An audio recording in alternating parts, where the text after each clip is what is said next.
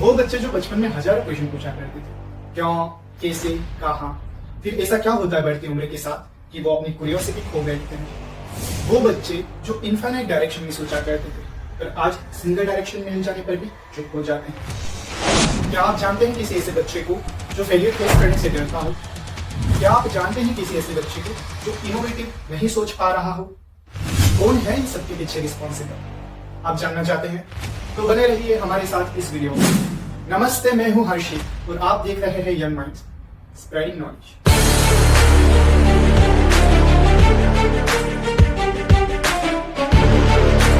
देखो, इन सबके पीछे जो रिस्पॉन्सिबल है वो है हमारे स्कूल और हमारा एजुकेशन सिस्टम। अपने घर परिवार से कुछ बेसिक नॉलेज लेने के बाद बच्चा इनिशियल स्टेज में स्कूल ही जाता है अपना फॉर्मल एजुकेशन लेने के लिए, और वहीं पे कुछ ऐसा होता है कि बच्चे की क्रिएटिव थिंकिंग और लॉजिकल रीजनिंग कम होती जाती है।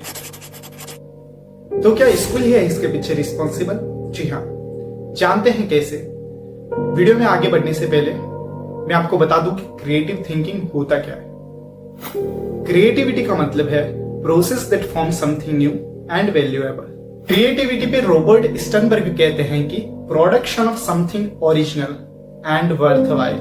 क्रिएटिविटी पे अल्बर्ट आइंस्टाइन बहुत खूब कहते हैं कि seeing what all others see but thinking no one else ever thought. देखो, implementation of creative ideas bring innovation, so innovation can not be without creative thinking. बच्चा अपने इनिशियल डेज में बहुत क्रिएटिव होता है और इसी क्रिएटिविटी को जिंदा रखने के लिए बच्चे को स्कूल भेजा जाता है, पर आज के स्कूल अपने मूल महत्व को खो बैठे हैं। आज के हमारे स्कूल क्रिएटिव थिंकर नहीं गुड वर्कर बना रहे हैं। कैन रॉबिन्सन, जो एक बहुत बड़े टेडेक्स स्पीकर है, वो कहते हैं कि school do not nurture but kill creativity. पर क्वेश्चन है क्यों और कैसे? देखा जाए तो स्कूल पहले इतने इफेक्टिव नहीं हुआ करते थे, पर इंडस्ट्रियलाइजेशन के बाद ये बहुत तेज गति से इफेक्टिव होने लगे। इसके पीछे का कारण need of disciplined working class. अक्सर स्कूल में एक बहुत डिसिप्लिन्ड टाइम टेबल फॉलो किया जाता है जिससे उन्हें एक डिसिप्लिन्ड वर्किंग क्लास मिल सके। और दूसरा कारण है इंपॉर्टेंस ऑफ सब्जेक्ट्स। अक्सर स्कूल में मैथमेटिक्स को ज्यादा इंपॉर्टेंस दिया जाता है और उसके बाद लैंग्वेजेस को इंपॉर्टेंस दिया जाता है। हमारे स्कूल में म्यूजिक और ड्रामा जैसे सब्जेक्ट बहुत लिस्ट इंपॉर्टेंस रखती है। इसके पीछे का कारण है फास्ट कैलकुलेशन करना और अच्छे से कम्युनिकेट करना। अब जानते हैं कैसे। पहला, अक्सर स्कूल में क्वेश्चन पूछने की आदत को डिस्करेज किया जाता है। अगर कोई बच्चा क्वेश्चन पूछ ले तो उसे डिमोटिव या फिर अनवांटेड करके बैठा दिया जाता है, जहां से बच्चे में इन्फीरियरिटी की भावना आती है।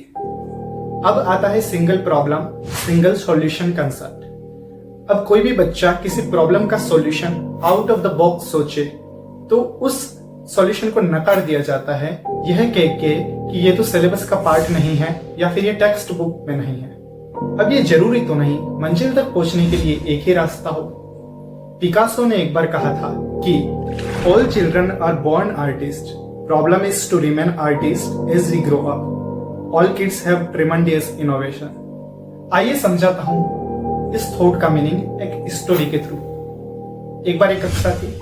उस कक्षा में एक बच्ची थी जिसका पढ़ाई में बिल्कुल भी मन नहीं लगता था। जब कभी भी टीचर उस क्लास में पढ़ाया करते थे तो वो लड़की अक्सर बाहर की चीजों को पूरा करती थी। एक दिन क्लास में कोई टीचर नहीं था तो वो बच्ची पेंटिंग बनाने लग जाती है। अचानक एक टीचर अंदर आती है और उस बच्ची से पूछती है कि तुम क्या कर रही हो?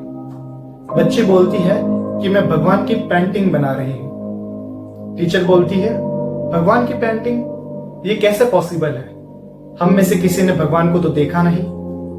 बच्ची जवाब देती है कि आप बस 2 मिनट में भगवान को देख लेंगी। ये होती है बच्चों की क्रिएटिविटी का लेवल। आज के स्कूल्स में बच्चों को क्रिएटिविटी से दूर रखकर वन डायमेंशनल एजुकेशन मॉडल में प्रिपेयर किया जाता है।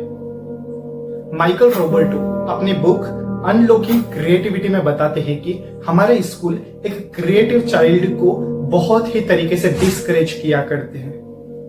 हमारे स्कूल का काम है फैक्चुअल मास्टर्स बनाना। हमारे स्कूल क्रिएटिव रिस्पॉन्स नहीं, राइट रिस्पॉन्स की थ्योरी पे बेस्ड है। हमें मजबूर किया जाता है कि हम बॉक्स के अंदर सोचें rather than thinking outside the box. Ken Robinson कहते हैं कि creativity is as important as literacy, we should treat them with equal status. देखो, आज की कोई नई बात नहीं है कि हमारे स्कूल एक क्रिएटिव थिंकर को डिस्करेज करते हैं। ये तो बहुत पुराने समय से चली आ रही प्रथा है। थॉमस एडिसन को स्लो लर्नर के स्कूल से निकाल दिया जाता है। रॉबर्ट फ्रॉस्ट, जो एक बहुत बड़े ऑथर है, उन्हें डे ड्रीमर कहा जाता है। अल्बर्ट आइंस्टाइन को मेंटली स्लो और मेंटली अनफिट बोला जाता है। एरोप्लेन का इन्वेंशन करने वाले राइट ब्रदर की कहानी भी कुछ ऐसी ही है। हमारे स्कूल का कंसेप्ट वन राइट आंसर हमें मजबूर करती है कि हम लाइफ में कोई रिस्क ना लें। अब यहाँ पे कुछ लोग बोल सकते हैं कि हमने तो अपनी क्रिएटिविटी को जिंदा रखा है, इसमें स्कूल का कोई रोल नहीं। पर मैक्सिमम लोग वहीं से कंडीशनड होते हैं जो अपनी क्रिएटिविटी को जिंदा नहीं रख पाते। ये बहुत फ्यू केसेस होते हैं जहां पे कोई इंसान अपनी क्रिएटिविटी को जिंदा रख पाता है। प्रॉब्लम्स की तो हमने बात कर ली, पर सॉल्यूशन क्या है? तो देखो, सॉल्यूशन भी हमारे स्कूल्स के हाथ में ही है।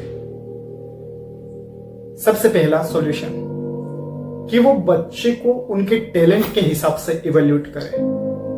देखो, स्कूल जो स्टेबलाइज हुई थी वो कंफर्मिटी डिमांड के लिए हुई थी, पर आज हमें कंफर्मिटी की नहीं, क्रिएटिविटी की जरूरत है। तो हमें अपना मोटो भी कंफर्मिटी से क्रिएटिविटी की तरफ शिफ्ट करना होगा। हमें अपना एजुकेशन सिस्टम फिर से री इनोवेट करना होगा। स्कूल्स में क्रिएटिविटी को प्रमोट करने के लिए कुछ टिप्स। पहला, learn by doing, explore, discover and develop. हमें बच्चों को खुला छोड़ देना चाहिए, वो जो कुछ एक्सप्लोर करना चाहे लेट देम डू। दूसरा, इनकरेज क्यूरियोसिटी। हमें कभी भी बच्चों की क्यूरियोसिटी को डिस्करेज नहीं करना चाहिए। तीसरा, allow failure, let them celebrate their failure, ताकि वो उस फेलियर से कुछ नया सीख सके। Ask open question. नेक्स्ट है सभी आइडिया को सपोर्ट करना, क्योंकि support one idea leads to another idea. Keep the option open. तो ये थी मेरी क्रिएटिविटी की case study. Rest of world से compete करने के लिए हमें अपने आप को चेंज करना पड़ेगा। सो बने रहिए मेरे साथ, ऐसी वीडियो लाता रहूंगा। Subscribe the channel, like and share. Thank you.